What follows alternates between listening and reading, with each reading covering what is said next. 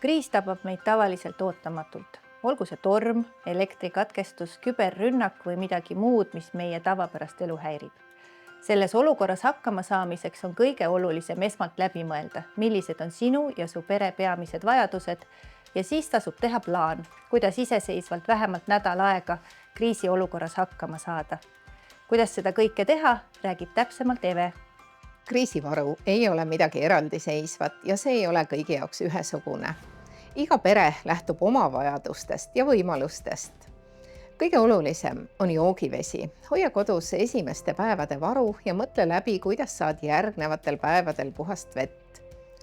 Toiduvaru on see toit, mida sa tarbid igapäevaselt, aga jälgi, et kappides oleks vähemalt nädalaks varu olulistest toiduainetest ja mõtle ka toidu soojendamisele.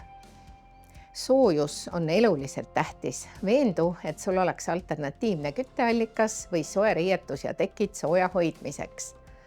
Info peab jõudma sinuni ka siis, kui internetti pole.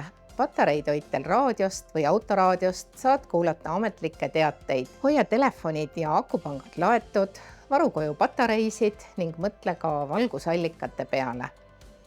Varu koju olulisi ravimeid, vähemalt 1 kuu jagu, esmaabi ja hügieenitarbeid ning sularaha, juhuks kui kaardimaksed ei toimi. Oma auto kütusepaak hoia vähemalt pool täis, et vajadusel liikuda turvalisemasse kohta.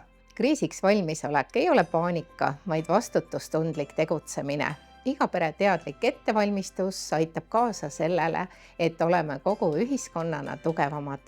Loe nõuandeid veebilehelt olevalmis.ee või telli Päästeameti tasuta kriisikoolitus.